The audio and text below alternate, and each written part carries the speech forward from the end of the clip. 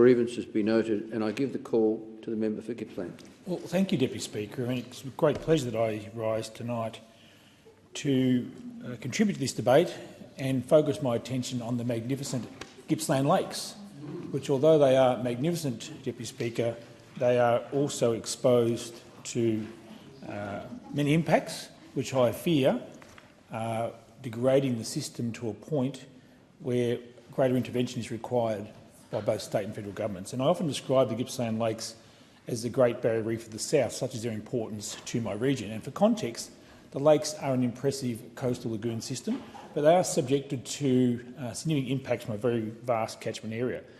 And the importance of the lake system, Deputy Speaker, cannot be overestimated to Gippsland. So from a social perspective, recreational boating, fishing, people living alongside some of the most expensive property in my electorate are waterfront homes on the Gippsland Lakes. Things like school camps have been established around the lake system. Economically, the direct and indirect employment through things like cruises, hospitality sector.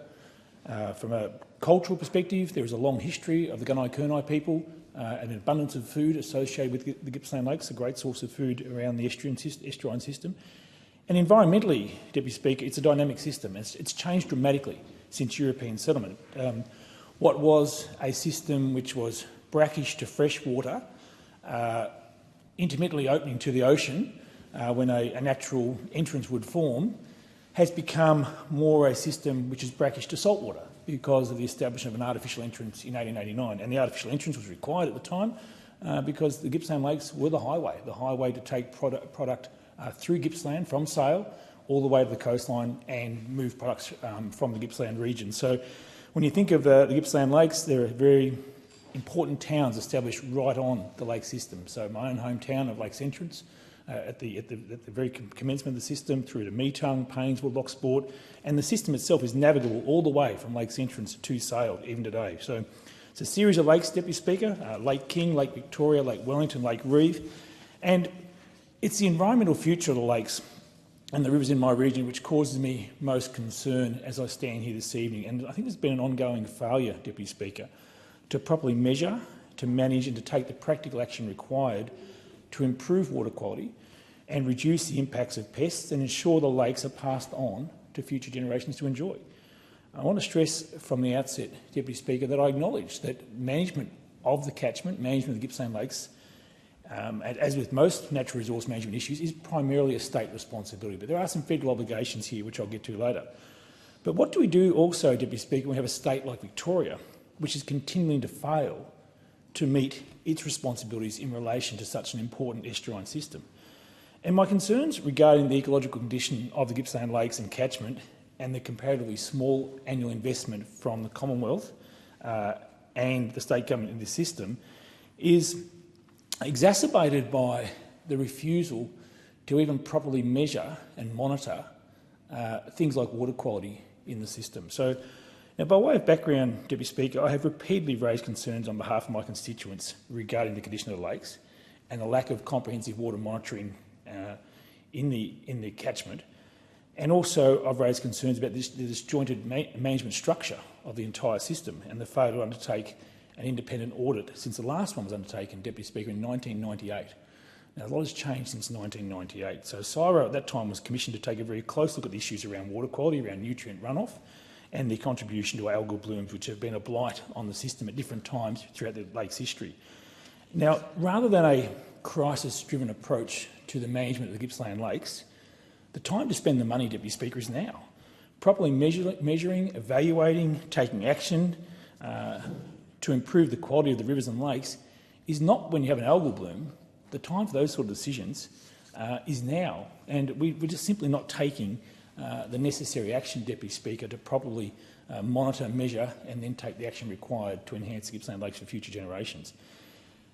Now, it disturbs me, Deputy Speaker, that from my research, the Victorian Government contributes less than $3 million per year of direct investment in protecting and enhancing the Gippsland Lakes and its catchment, while the Commonwealth provides some ad hoc grants through things like land care and coast care through various competitive grant streams.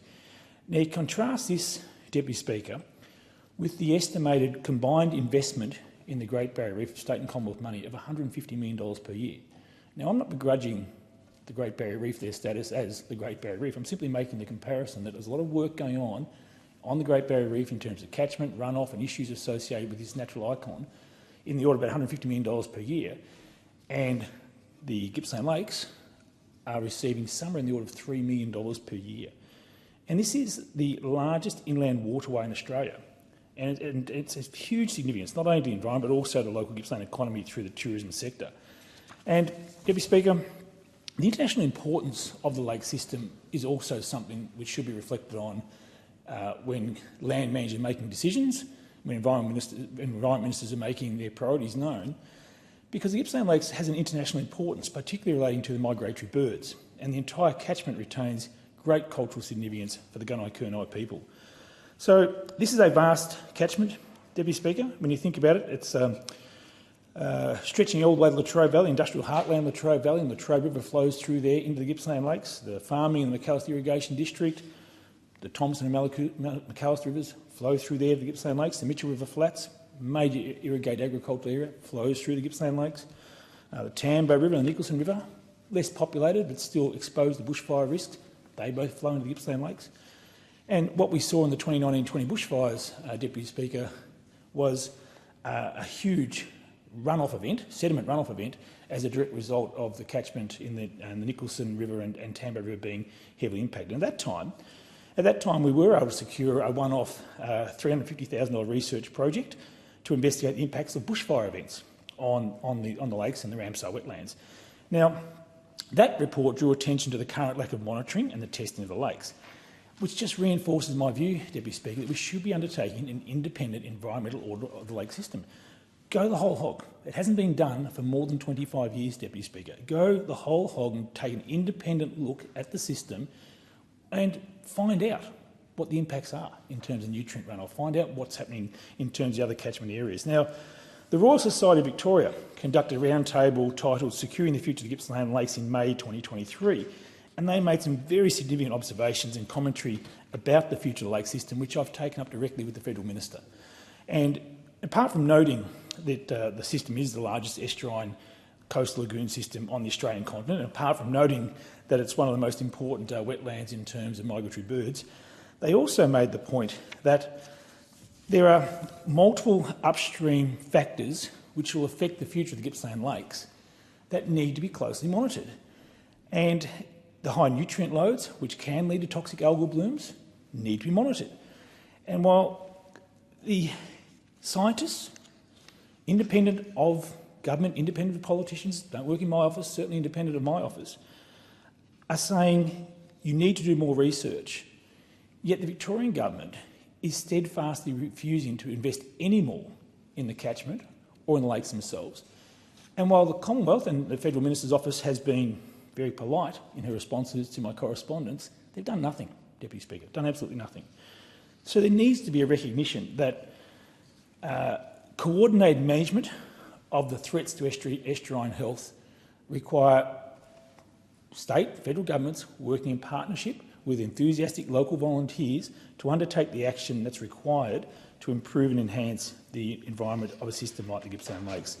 Now, all of the evidence, Deputy Speaker, points to a system which is under some stress, which is not being properly monitored, and given its social, economic, environmental and cultural importance, I'm urging the state and federal governments to have another look at my request for an independent audit. What we need, Deputy Speaker, in Gippsland is more boots and less suits. That's actually more boots on the ground undertaking practical environmental work, things like weed control, things like pest animal control, things like replanting riparian vegetation. That's the sort of activity, Deputy Speaker, that could lead to careers for young people in Gippsland, as we are the custodians of a vast public land estate, but we are not receiving the resources to undertake the work that's required to enhance the region through practical environmental work.